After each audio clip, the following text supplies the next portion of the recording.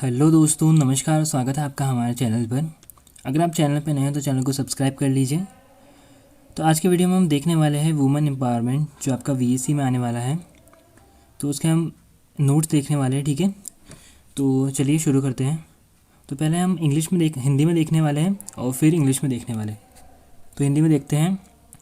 तो आपकी first unit है। इस यूनिट में आपको महिलाओं की स्थिति बताई गई है कि प्राचीन काल में कैसी थी, मध्यकाल में कैसी थी, आधुनिक काल में कैसी है महिलाओं की स्थिति। तो प्राचीन काल में देखते हैं। वैदिक काल में महिलाओं को समाज में उच्च स्थान प्राप्त था। वे शिक्षा, धर्म, राजनीति और साहित्य में सक्रिय भागीदारी करती थी। उदाहरण के लिए आप देखिए, गार्गी और मैत्री जैसी विदुषी वेदों और उपनिषदों पर गहन ज्ञान रखती थी। महिलाएं यज्ञ और धार्मिक अनुष्ठानों में हिस्सा लेती थीं। विवाह में समानता थी और महिलाओं को पति चुनने का अधिकार था। समय के साथ सामाजिक बदलाव आए और महिलाओं की स्थिति में गिरावट शुरू हुई। उत्तर वैदिक काल में बाल विवाह, दहेज प्रथा और सती प्रथा जैसी कुप्रथाएं उभरने लगी। तो प्राचीन काल में तो स्थिति ठीक थी, लेकिन प्राचीन काल के बाद में जब उत्तर वैदिक काल आया, ठीक है, तो उसमें स्थिति थोड़ी ख़राब होने लगी, जिसमें बाल विवाह, दहेज प्रथा जैसी स्थिति आने लगी। अब मध्यकाल में देखते हैं। तो इस काल में महिलाओं की स्थिति और भी कमज़ोर हुई। पर्दा प्रथा, बाल विवाह, सती प्रथा और जोर जबरदस्ती के विवाह जैसी कुप्रथाएं फैल गईं। शिक्षा और संपत्ति के अधिकार से महिलाओं को वंचित कर दिया गया।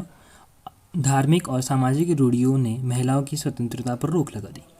फिर भी कुछ महिलाएं अपनी वीरता और प्रतिभा से प्रसिद्ध हुई। रानी लक्ष्मीबाई, मीराबाई और रजिया सुल्तान जैसी महिलाएं हैं जिन्होंने ऐसी विकट परिस्थिति में भी एक अलग छवि अपनी बनाई।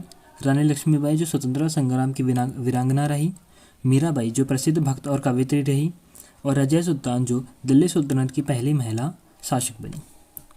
अब देखते हैं हम आधुनिक काल में। तो आधुनिक काल में 19वीं और 20वीं शताब्दी में समाज सुधारकों ने महिलाओं की अधिकारों के लिए संघर्ष किया, जिनमें राजा राम मोहन राय ने सती प्रथा के खिलाफ आंदोलन चलाया और इसे समाप्त करने में योगदान दिया। ईश्वर चंद्र विद्यासागर ने विधवा पुनर्विवाह और महिला शिक्षा का समर्थन किया। स्वतंत्रता संग्राम में महिलाओं ने सक्रिय भूमिका निभाई। सरोजनी नायडू स्वतंत्रता सेनानी और पहली महिला राज्यपाल रही, और वहाँ अन्ना भोसले और कस्तूरबा गांधी जैसी कई महिलाएं, जिनके भी नाम यहाँ शामिल हैं। स्वतंत्रता के बाद संविधान में महिलाओं को समान अधिकार प्रदान किया गया, जिनमें शिक्षा, मतदान, संपत्ति और रोजगार में समान अवसर मिला। महिलाओं के खिलाफ भेदभाव को समाप्त करने के लिए कानून बनाए गए। अब देखते हैं महिला सशक्तिकरण की परिभाषा, रूप और आवश्यकता और महत्व। जिसमें परिभाषा देखते हैं, महिलाओं को समाज में आर्थिक, राजनीतिक और कानूनी दृष्टि से समान अधिकार और अवसर प्रदान करना ही महिला सशक्तिकरण कहलाता है। जिसमें इसके रूप है आर्थिक रूप से महिलाओं को वित्तीय स्वतंत्रता देना, शैक्षिक रूप से शिक्षा के माध्यम से आत्मनिर्भर बनाना, राजनीतिक तौर पर नेतृत्व और निर्णय निर्माण में भागीदारी करना, और सामाजिक तौर पर लैंगिक समानता और भेदभाव का उन्मूलन करना। अब देखते हैं कि इसकी आवश्यकता क्यों है। तो आवश्यकता में पहला देखते हैं लैंगिक समानता, असमानता और भेदभाव को ख़त्म करने के लिए, महिलाओं की शिक्षा, स्वास्थ्य और रोजगार के अवसर बढ़ाने के लिए, समाज में महिलाओं की सुरक्षा और गरिमा सुनिश्चित करने की। अब इसका महत्व, तो देश की आर्थिक प्रगति में महिलाओं की भागीदारी बढ़ती है।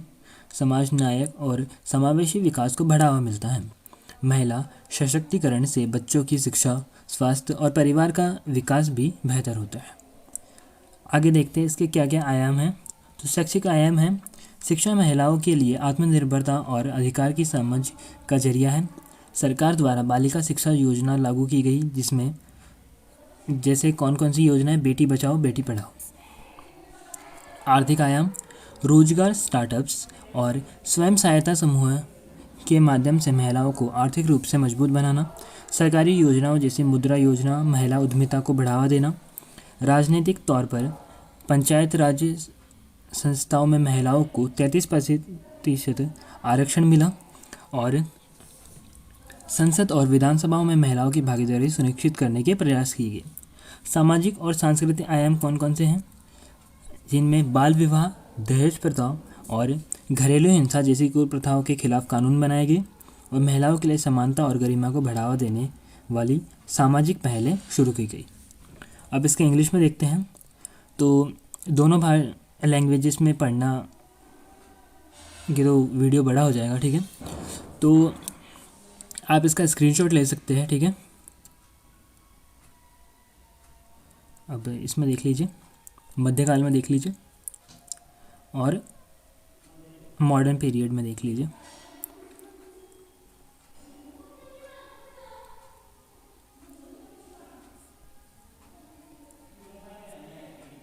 देखिए, है ना।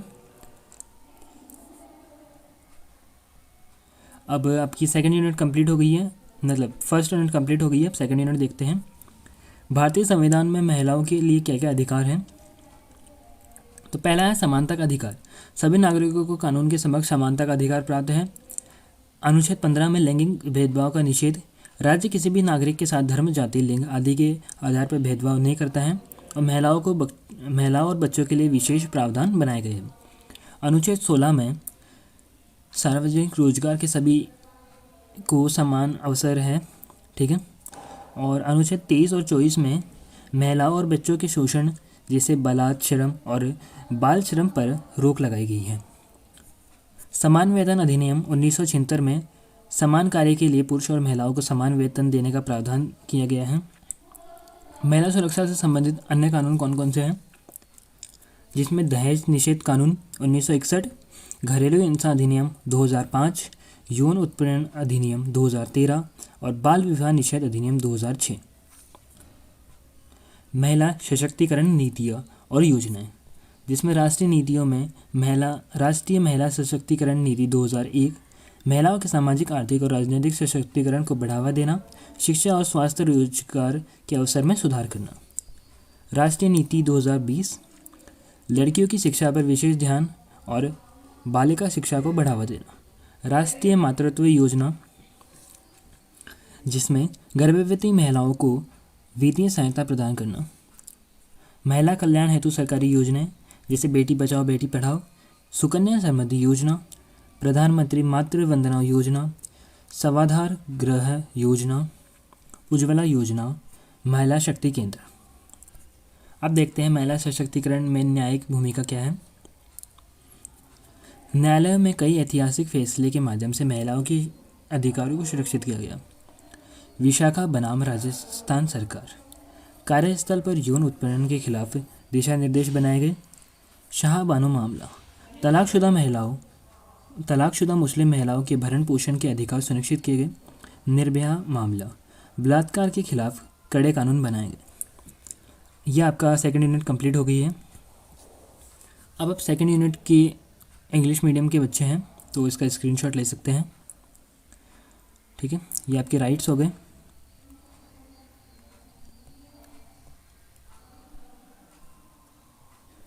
ये हो गया आपका policies, national policies, government schemes देख लीजिए आप।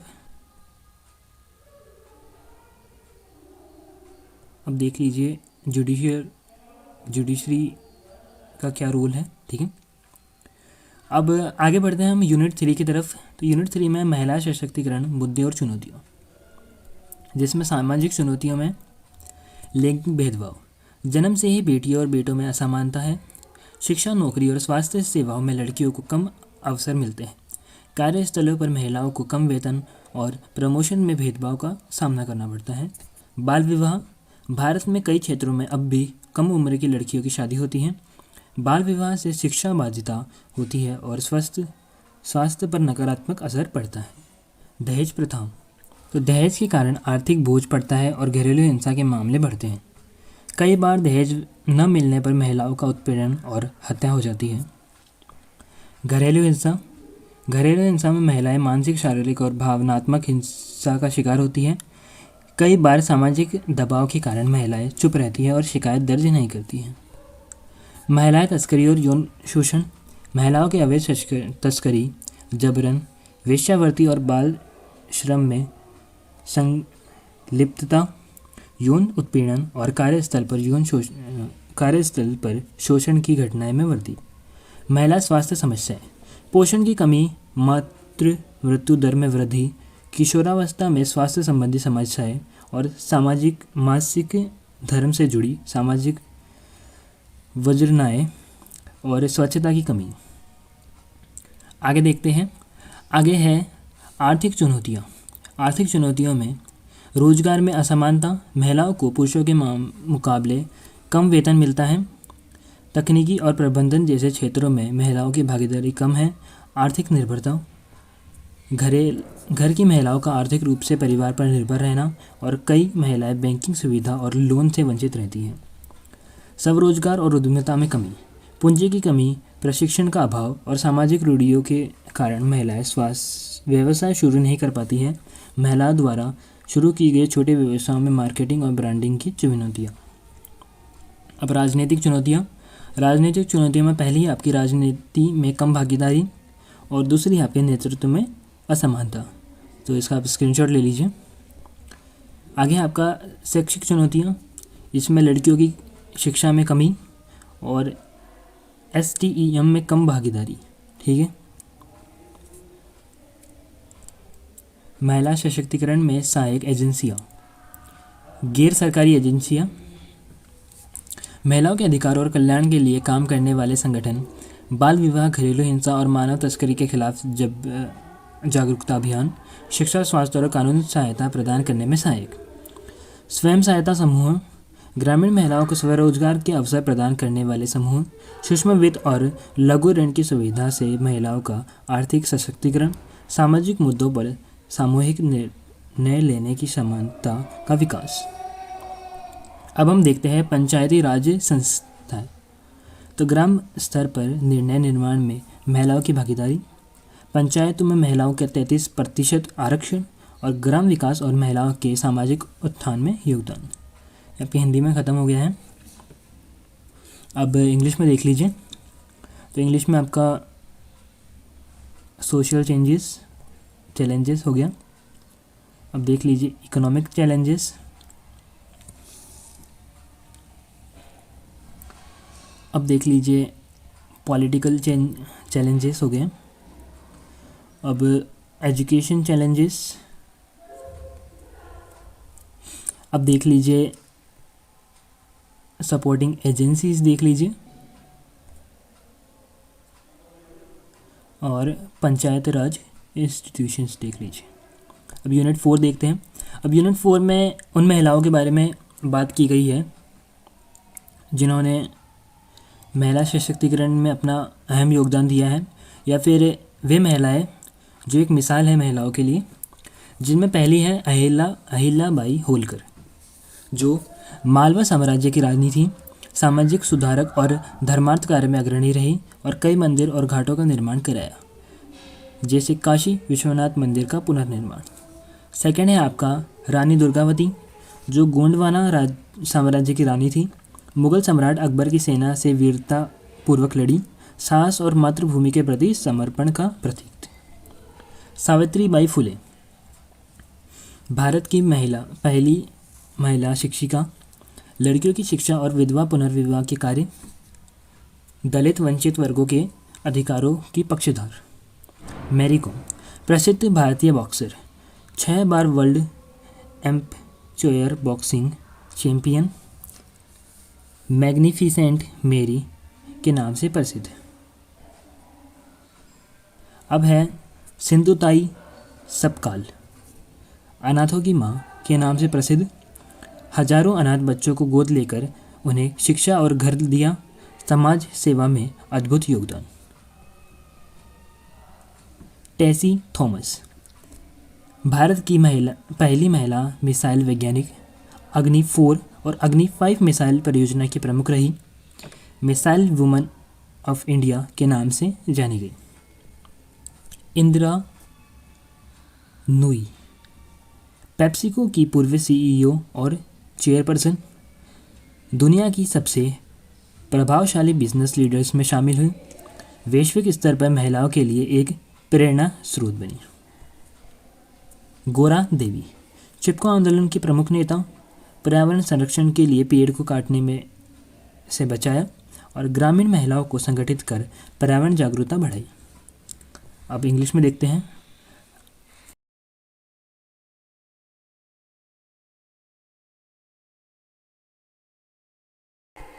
रानी दुर्गावती, सावित्रीबाई फुले, मैरी कॉम, सिंधुताई सकपाल, टेसी थॉमस, इंदिरा नूई और गौरी देवी। तो यही था इस वीडियो में। इस वीडियो में हमने नोट्स देखे हैं। अब अगले वीडियो में हम देखेंगे कि इनमें क्या क्या शॉर्ट क्वेश्चन बन सकते हैं या क्या लॉन्ग क्वेश्चन बन सकते हैं। ठीक है, तो यही था इस वीडियो में। वीडियो को अंत तक देखने के लिए धन्यवाद। मिलता है आपसे अगले वीडियो में। और आपको और कौन से पेपर्स के रिलेटेड क्वेश्चन या नोट्स चाहिए वो आप हमें कमेंट करके बता सकते हैं।